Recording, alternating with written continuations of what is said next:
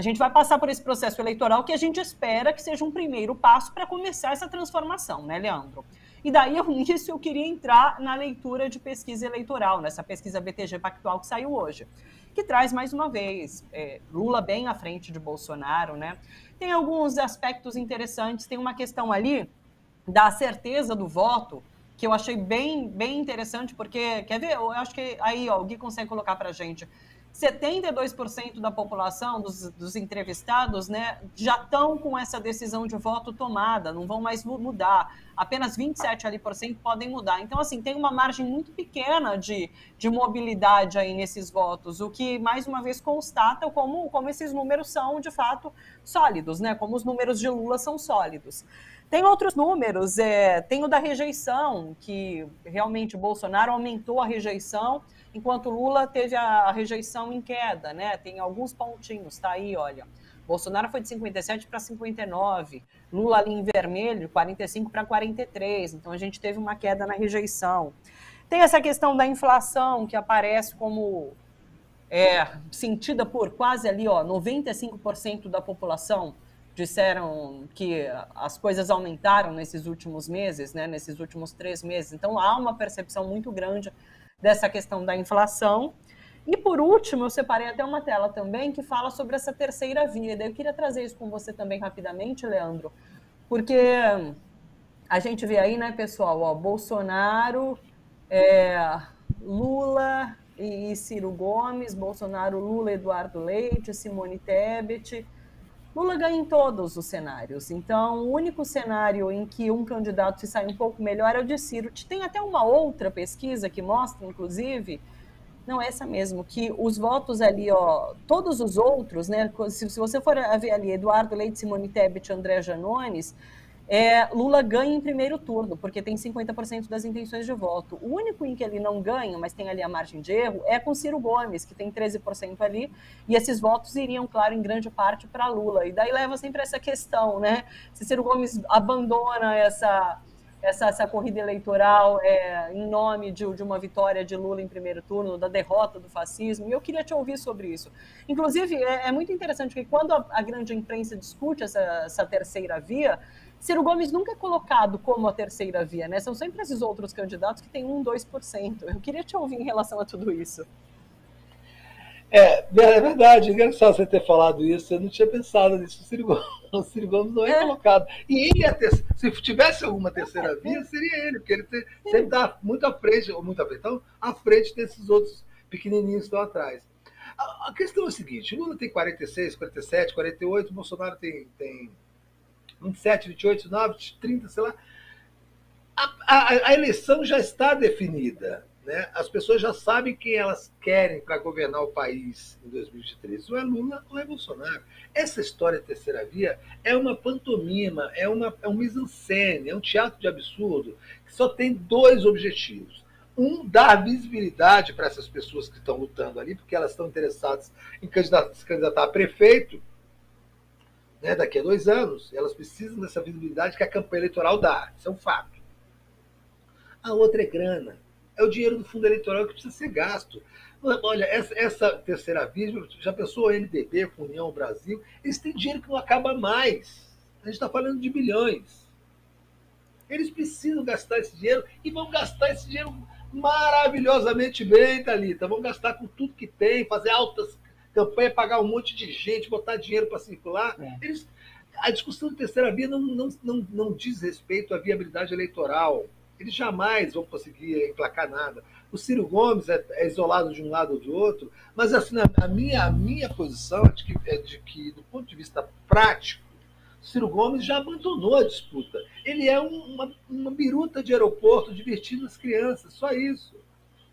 Ele não tem mais nenhuma condição. Ele decidiu virar um exército de um homem só, enlouquecido, completamente fora de si, né, pagando o marqueteiro dele, que é um grande sujeito, João Patinhas, né?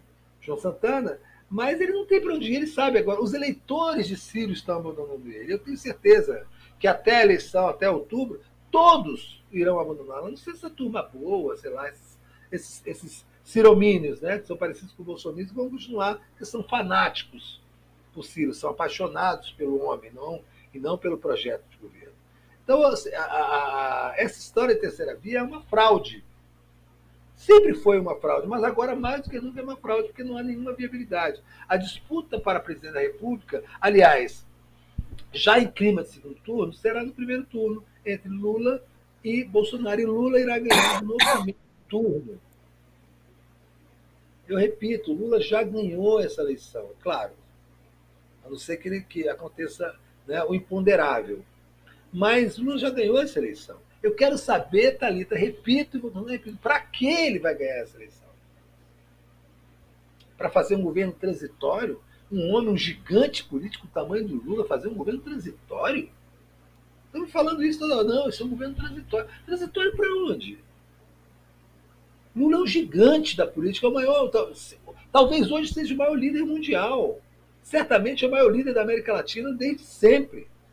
É o maior presidente que o Brasil já teve desde sempre. E aí vão exigir que ele faça o quê? Um governo transitório? Vai transitar para onde?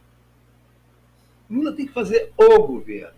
Tem que enfrentar se alguém tem coragem e credibilidade e força política para enfrentar os problemas de frente, ir para cima deles, com sangue no olho, com o povo junto, com o Congresso, é Lula. Porque a transição que ele vai fazer vai ser para alguém mais fraco do que ele. Não tem a menor dúvida sobre isso. Uma outra liderança como Lula vai demorar muito. Provavelmente eu não vou ver. Então a gente tem que esperar, tem que fazer o governo com esse grande homem que a gente tem, não com alguém que vai vir no futuro que a gente nem sabe quem é. Então não tem governo transitório nenhum. Lula tem que enfrentar essa gente, tem que enfrentar o fascismo, tem que derrotar o fascismo, tem que botar o país de novo nos trilhos, tem que desenvolver de novo o país, tem que tirar essa gente da miséria, tem que botar comida na mesa do povo. Né? E aí, quando ele terminar o processo, a transição é ele. A transição é Lula. E não para fazer uma coisa, conciliar, né, perdoar as pessoas, coitado dessa gente, estavam ali nervosos, né? Não, deixa o Bolsonaro, é ex-presidente, tem que ser respeitado. Não, tem que meter essa gente toda na cadeia, Thalita. Chega de conciliação.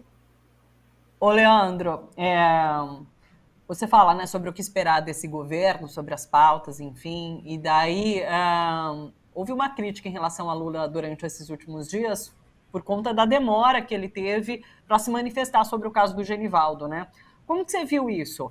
Você tem uma avaliação sobre essa demora? Tem, eu acho que ele fez certo. O Lula não pode ficar... durante, principalmente agora, ele não pode fazer nenhum tipo de declaração a quente. A quente.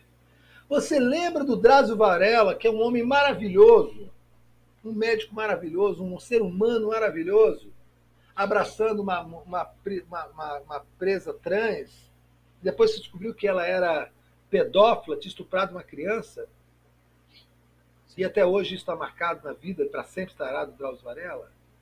O Lula tinha que saber quem era aquele homem que foi morto ali dentro, antes de se pronunciar. Sim. Tinha que saber se aqueles agentes eram realmente a Polícia Rodoviária Federal, se aquela imagem era verdadeira.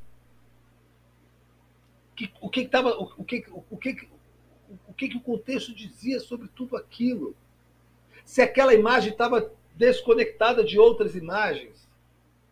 Ele não pode falar, ele fez certíssimo. Eu espero que ele faça sempre agora assim. E aí, quando ele fala com propriedade. Porque todos estão esperando a hora que o Lula vai errar, Thalita. Todos estão esperando a hora que o Lula vai errar. Que ele vai fazer o elogio errado, vai partir da premissa errada. Ele confundiu milícia com polícia numa declaração e aquilo foi um desastre. Sim. Né? Ele quis dizer que o Bolsonaro gostava mesmo de milícia e falou polícia. Sim. E aquilo foi um desastre. Por quê? Falado no calor, teve uma reação para o Twitter, essas coisas de rede social, e aí sai a merda. Você não corrige. Desculpa, falei palavrão, não pode falar palavrão que deve ter. Aí sai o problema. Né? E aí foi certíssimo. Lula tem que racionalizar. Lula está numa posição onde tudo que ele fala tem que ser extremamente racionalizado para não ser utilizado contra ele. Né? Então, eu acho que ele foi corretíssimo em esperar, entender e aí se expulsar.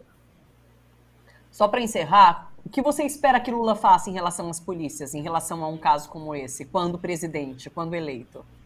Primeira coisa que ele tem que fazer é expurgar todos esses comandos, e encaminhar para o Congresso Nacional uma reforma radical, né, no ordenamento jurídico e organizacional das polícias no Brasil. Né? Isso exige trabalho, isso vai ter que ser feito com gente que conhece o assunto, mas tem que ser feito no início do mandato, porque senão ele não consegue mais. Tá? Ele tem que, a primeira coisa é afastar, expurgar toda essa gente que está no comando, entendeu? E colocar gente de confiança dele, a partir de uma análise feita pelo PT, pelo Partido dos Trabalhadores, pelos trabalhadores dessas polícias que fazem parte desse movimento antifascista, desse movimento de progressistas dentro da polícia, porque senão ele vai colocar de novo fascistas onde eles sempre estiveram. Ele não pode cometer mais esse erro. Isso vale para as Forças Armadas, e vale para o Supremo Tribunal Federal, e vale para a PGR. Ele não pode mais escolher porque alguém escolheu por ele. Ele tem que se debruçar sobre as escolhas e escolher aqueles que estão de acordo e sintonizados com o seu programa de governo e com a sua ideologia. Outra palavra que a gente não pode mais ter medo. Com a sua ideologia. Tem que ter gente de esquerda. Tem que ser gente que acredite de verdade nos direitos humanos. Que queira uma polícia cidadã, uma polícia civilizada. E não uma polícia dominada por bestas feras fascistas, como são essas polícias que hoje estão na mão do Bolsonaro.